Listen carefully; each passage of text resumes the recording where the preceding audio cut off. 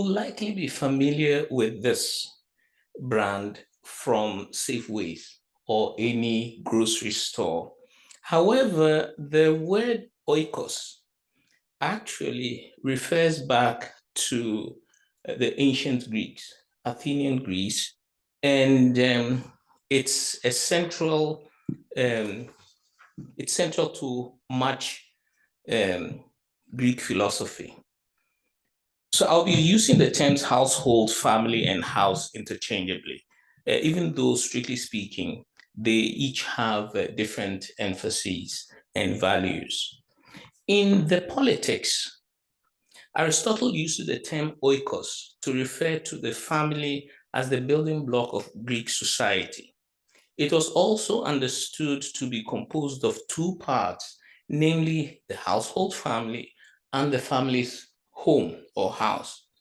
But the term gathers to itself implications of the grounding of moral compass in the Nicomachean Ethics, also by Aristotle, when in discussing the elements that make for the good life, he states that, among other things, to be ethical requires access to philia, which is the reciprocal principle of affirmation that is provided by family and friends. So in other words, if you woke up one fine afternoon and your entire family and all your friends had been drowned in a tsunami, according to Aristotle, your capacity to be good will be atrophied as one of the core building blocks of being good, being ethically upright. It is thus from the family that one learns the basic tenets of both responsibility and the care of others. It was also, that is the oikos, was also the private and economic unit from which the polis, which is the political sphere, was formed. For his part, Hegel argues in his works that oikos and polis act as the guarantors of the ethical framework that undergirds life in Athenian Greece, and that the clash that makes for much of the energy in Greek tragedy is not that between right and wrong, but rather between right against right, since the debate or the argument might be proponents of oikos versus polis, and both are right. And so there's a whole discussion that can be had on this principle of right versus right. However, the examples we get of family households in 5th century Athenian tragedy sadly contradict Aristotle by depicting families rife with violent disagreements and incredible dysfunctionalism. We need only think of Agamemnon's sacrifice of his daughter Iphigenia to appease the goddess Artemis. So the Greek army is preparing to go into Troy. The winds are not blowing. They consult the prophet, and the prophet says, you have to sacrifice your daughter. And the soldier, he's soldier but father at the same time.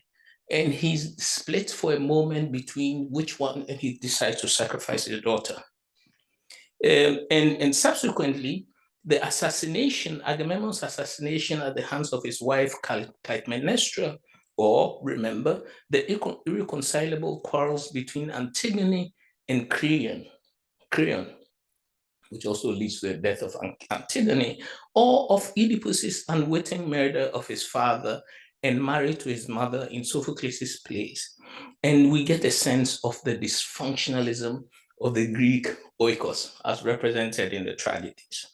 And who can forget Medea's molten anger toward Jason and her decision to punish him by killing their own two sons in Euripides' play?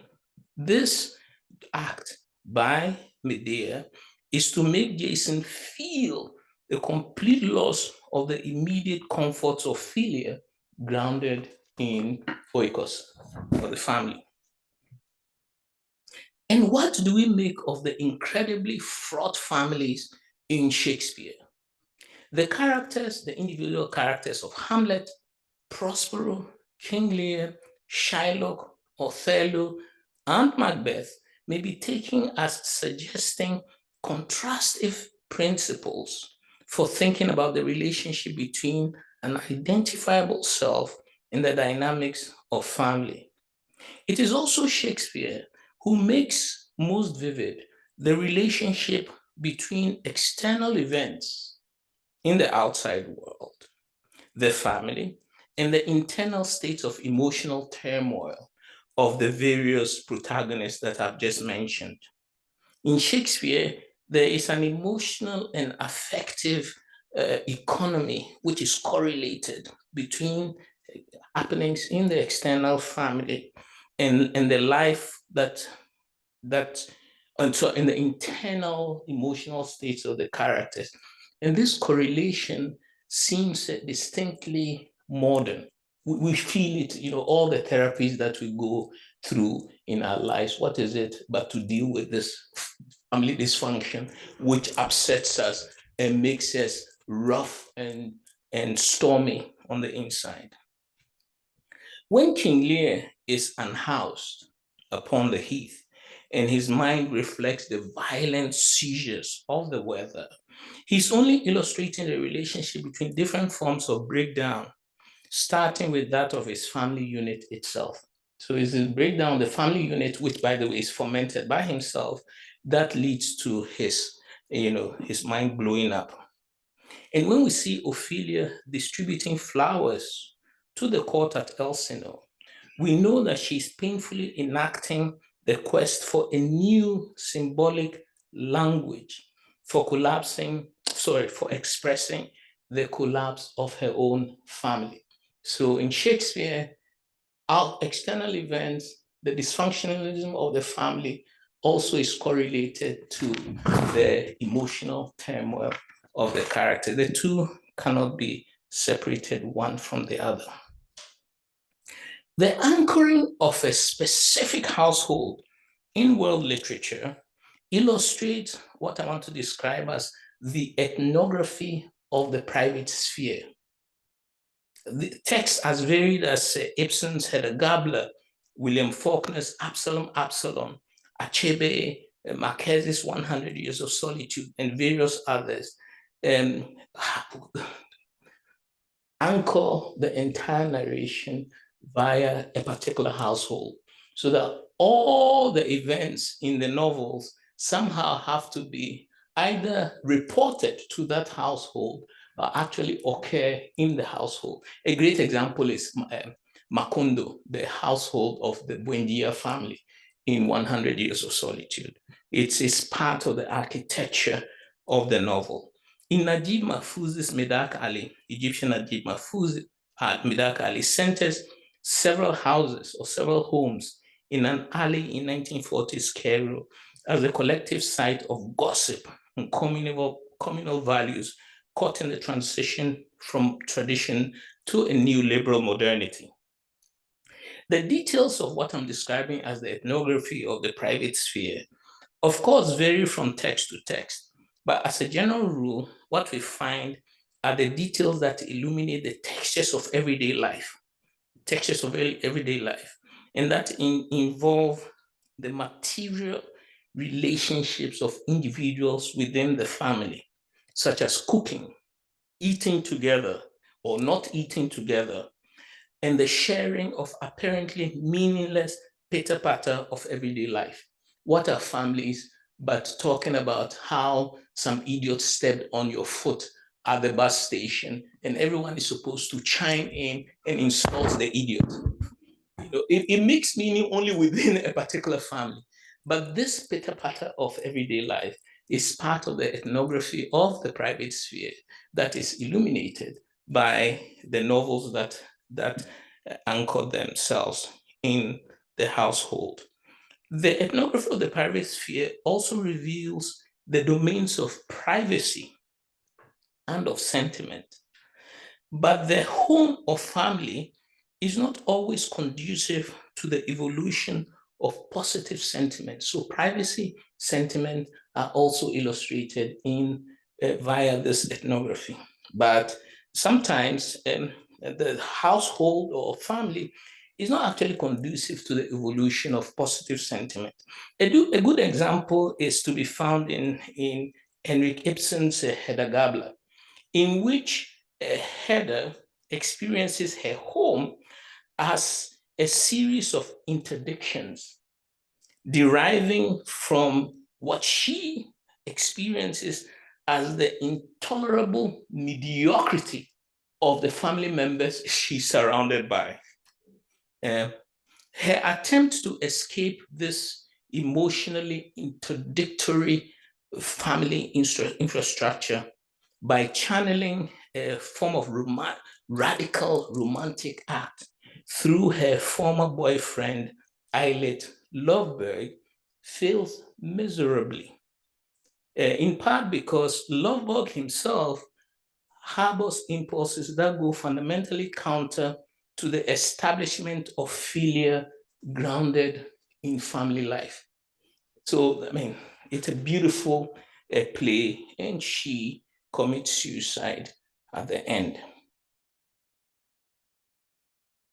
Sometimes in world literature, we find that, so we have the focus on the family home, but we also have the focus on the house itself, the material architecture of the house. And this is a great example from Isabel Allende's The House of Spirits, because what we find that Clara has built a house in such a way that it sat like a hat amid its green and geometric surroundings, and would end up full of protuberances and incrustations of twisted staircases that led to empty spaces, of turrets, of small windows that could not be opened, doors hanging in midair, crooked hallways and portholes that linked the living quarters so that people could communicate during siesta.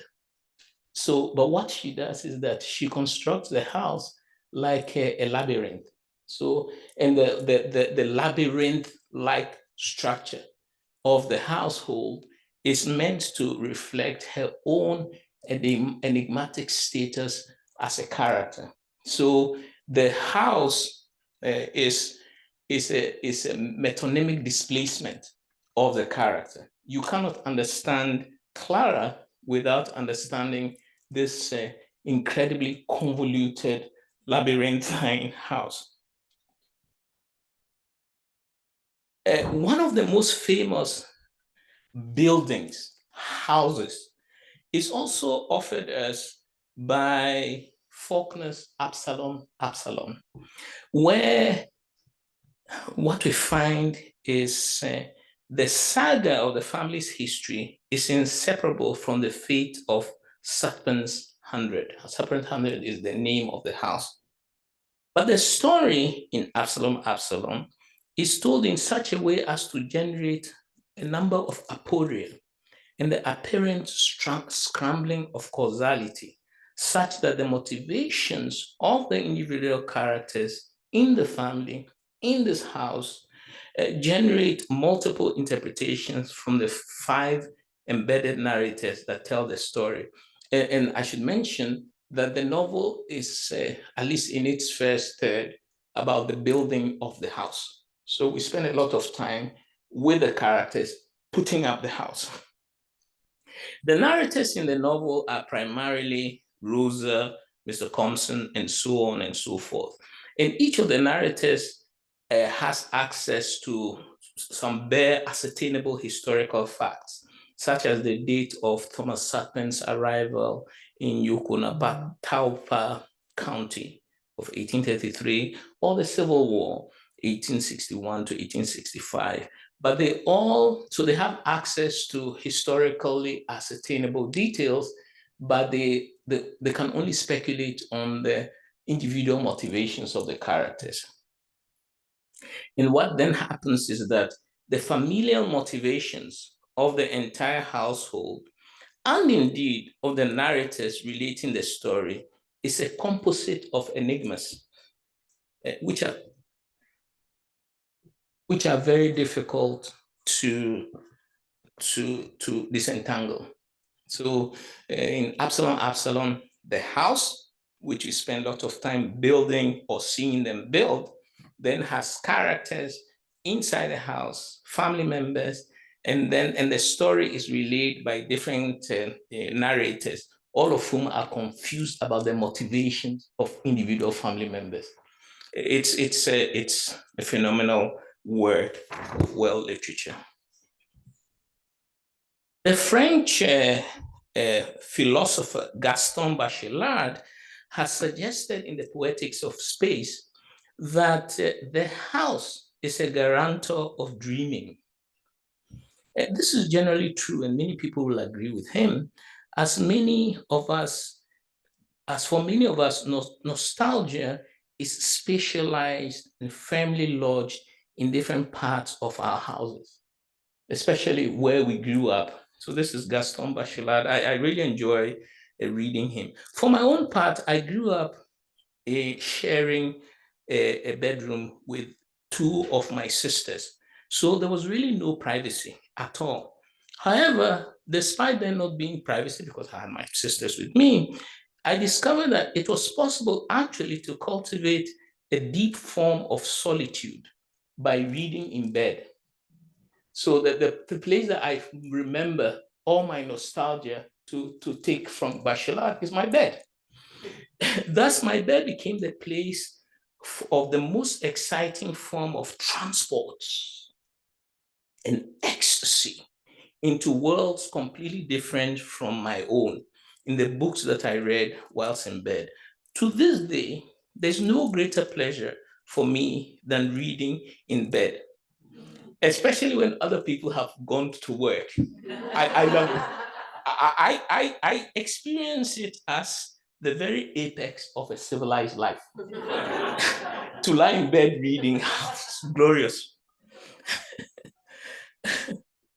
I regularly teach a course here at Stanford on Toni Morrison's novels, and can report that she's extraordinary in centering women-only households.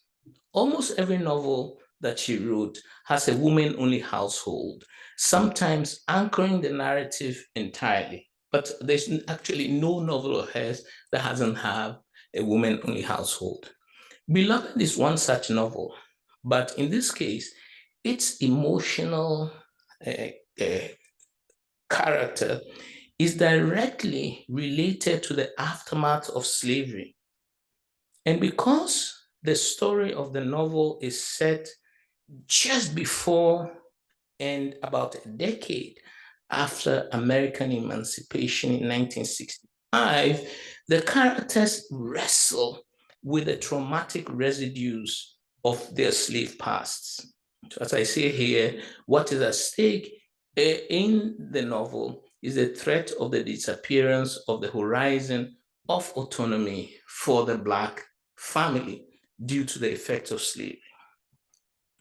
For Sethi, central character, what this struggle actually means is that she loses faith in time. And once she's praying, her daughter, Denver, sees her daughter is coming from the outside, and she sees through her window what appears to be her mother kneeling in prayer, but with the silhouette of a dress with the dress is empty. By the way, this is a magical realist text. The dress is empty, and the dress has her arm. So she comes in and says, "What were you praying about?" And she said, "I wasn't praying." "What were you doing then, Mama?" She said, "I was talking. I was just talking." "What were you talking about?" "I was talking about time. It is so hard for me to believe in it. Some things go, pass on. Some things just stay. I used to think it was my rememory. Some things you forget, other things you never do. But it's not. Places are still there. If a house burns down, it's gone. But the place, the picture of it stays. And not just in my rememory, but out there in the world. What I remember is a picture floating around out there, outside my head. I mean, even if I don't think it, even if I die, the picture of what I did or knew also is still out there, right in the place where it happened. And I like to get my students to distinguish between the concept of rememory, because rememory is unbidden. You don't rememory by remembering. So there's a difference between remembering. Rememory washes over you, unordained or unbidden, whereas remembering is a conscious act. You remember. So there's a big difference between remembering and remembering. For Seti, rememory represents the granulation of time. That's why she doesn't trust it. The granulation of time, where time is not straightforwardly linear, as Heraclitus might encourage us to think when it's attributed to Heraclitus. You cannot step in the same river twice, because time is a flow, it's linear. And the reason is that time, it has been granulated, and each granule of time is saturated with the traumatic affect or feelings of slave history.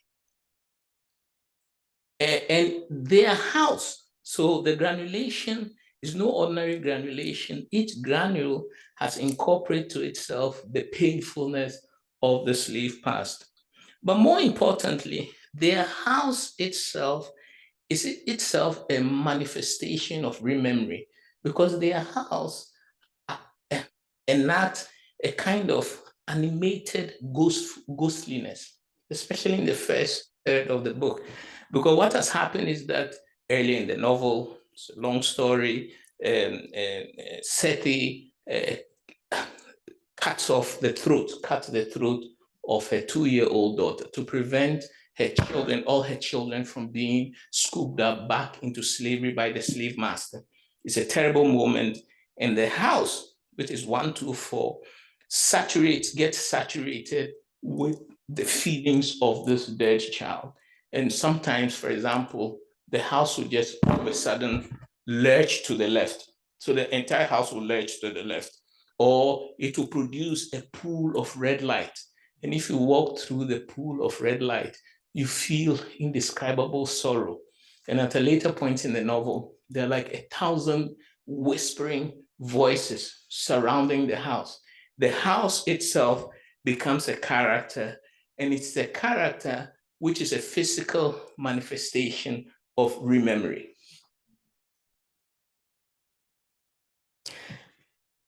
Now, finally, I want to suggest that the home is the starting point of